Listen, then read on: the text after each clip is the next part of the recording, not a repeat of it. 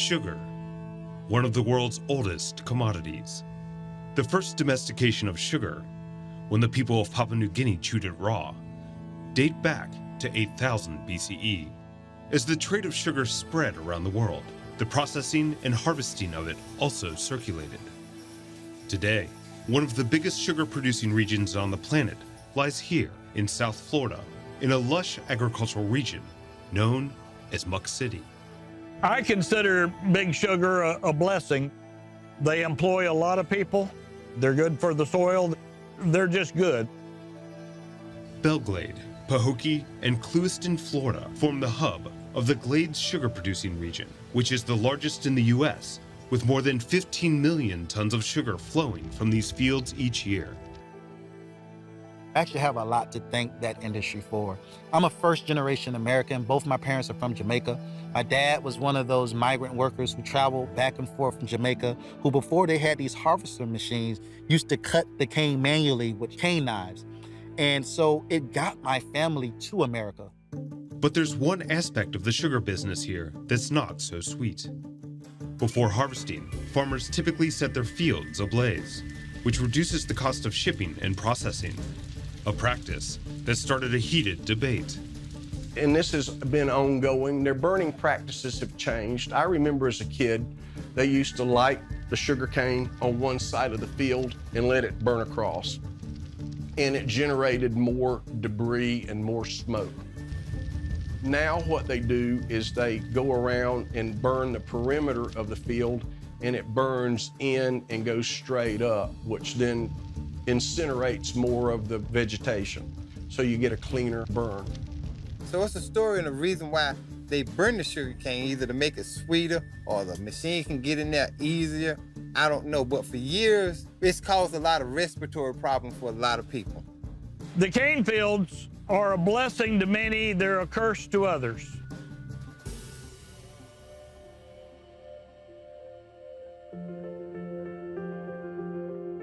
In South Florida, the agricultural business, especially the sugar business, is extremely vital to the economy.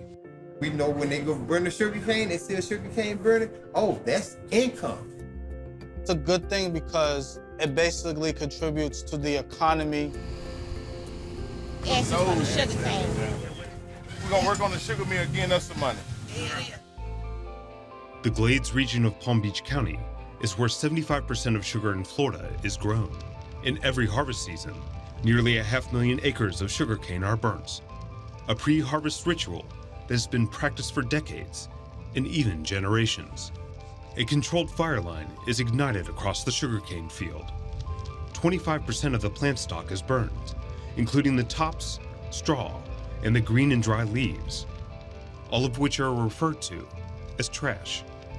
The fire just burns away the leaves, and it leaves the stem and the stalk, which they harvest mechanically, cut it up in little pieces, take it to the mill. They put it through rollers, which squeezes the juice, and basically they just get thousands of gallons of cane juice, heat it, and the water evaporates and the sugar crystallizes, and you kind of go from there. The burn season typically begins late October, early November. And it's 460,000 plus acres of sugarcane. So it takes them a while to burn and harvest all those cane fields. This is indicative to the Glades area. When you ride through the Glades on the highway or just a street, back in the horizon, bushes and trees way back in the back, and you're gonna see a cane perch burning somewhere. There are benefits to burning. The burn kills microorganisms and eliminates the trash, both of which contribute to the richness of the dark soil, known as the muck. This black ash is largely potash, and it's a very important part of fruits and vegetables.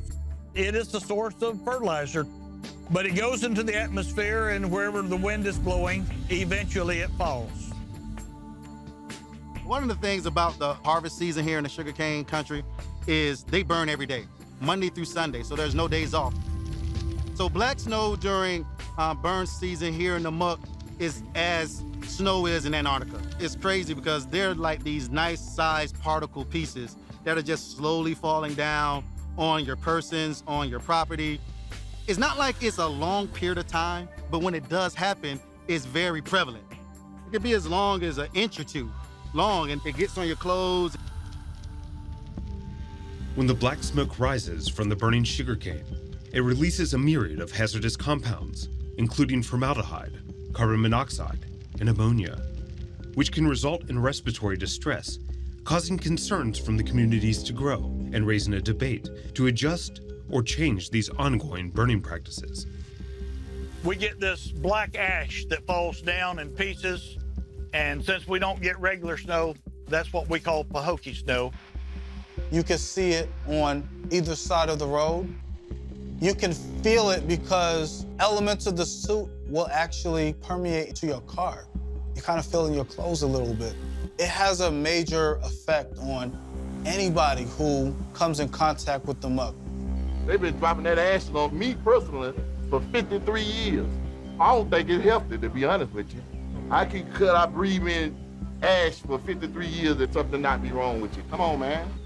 If it get in my shirt right now, I can't get it out. So what if it getting in my lungs? See what I'm saying? For 50 years. You talking 50 years, they burn it. Ever since I was a little boy, they've been burning it. Steve Messam is a local activist trying to convince the sugar companies to transition from burning the sugar cane into green harvesting. I'm actually a part of a campaign that's called Stop the Burn, Go Green. It's a very educational campaign about this green harvest approach that can help from an economic standpoint.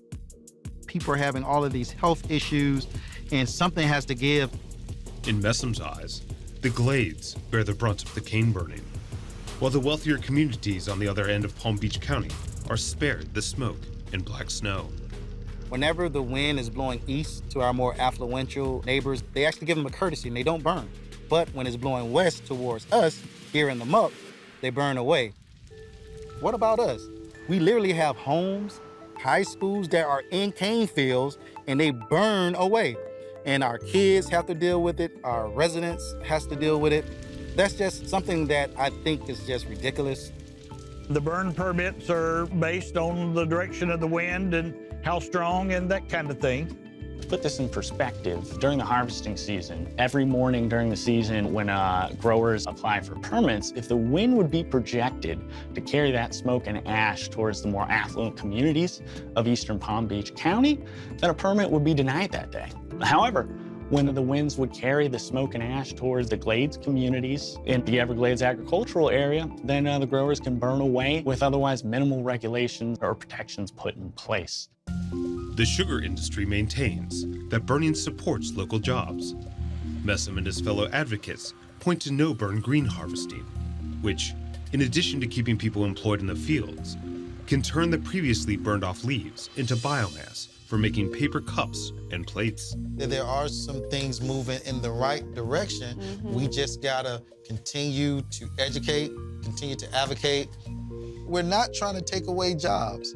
No, we're actually talking about a win-win situation. Why not just go completely green harvest, use the leaves for mulch, use it for biofuel and biochar and other things to create more industry, which will be an added benefit to your bottom line, and it also will help this community with our unemployment rate, now giving them more consistent long-term jobs.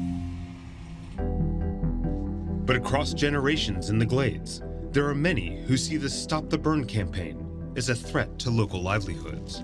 The sugar industry has been deliberately maligned by certain groups that have their own political agenda with the sugar industry.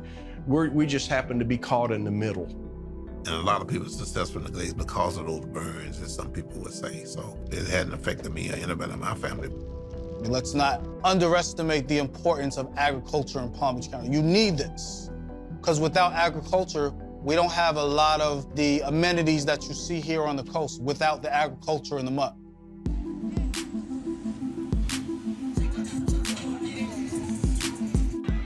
I'm here with the Stop the Burn campaign, talking to people and letting them know about our campaign, and hopefully we can get more people engaged and active and want to know more so we can put more pressure on our leaders. We don't want no smoke. We don't want no sugarcane smoke. Do you guys have any kids who got like asthma? I have Yep. Yes. Does it flare up when they start burning and stuff? Yes. Yep. That's it. And I have asthma myself. You got asthma. I have asthma. We're not trying to shut them down. We just want them to be good neighbors. We'll love for you guys to maybe stop by one Tuesday. We meet. We got different events that we try to inform the community. I definitely would stop by. In addition to community outreach, the Stop the Burn campaign has continued to share their message with local leaders, hoping to inspire change and to advocate the alternative benefits of green harvesting. Think of it having a neighbor next to you who comes over to your property line and dumps over trash in your yard and then expects for you to pay for it out of your own dime. Well, that is what the Glaze community has been experienced with this archaic practice of pre-harvest burning. And we're asking that the sugar industry be better neighbors by stopping the burning and going green harvest. One of the things we do to try to inform the community, as well as our local and political leaders, is we hold press conferences to talk about our campaign and to really kind of put a little bit more pressure on our leaders to take a stand and either choose a side as far as, what do you think our community needs that's going to help our community better? We are confident that the more people know about this issue, that the more pressure there'll be on the industry to do the right thing. Talk about our recent data that we have about green harvesting in other countries and even the state of Louisiana that's practicing this practice now, is creating more jobs. And why not us? Now, why not we can't pressure the sugar industry to become better neighbors for us? Many countries like Brazil and Australia, who used to burn, now green harvest and find it more profitable. Where green harvesting is carried out, not only is the sugarcane not burnt, but the trash is utilized as a soil strengthening mulch, in addition to also being utilized to create electricity and various biofuels and other products as well. This is definitely something that we've been trying to spread awareness about. People need to come to the table and talk about how we need to do this, because we got causes on both sides. We don't want to get sick from all the smoke and say, well, it's cheaper and easier for us to burn. I don't know. We can change what some people may consider as trash and turn it to treasure. By using green harvesting, our kids don't have to deal with the black snow and the respiratory issues. By using green harvesting, creating more jobs, and we have a better quality life here in the Mo.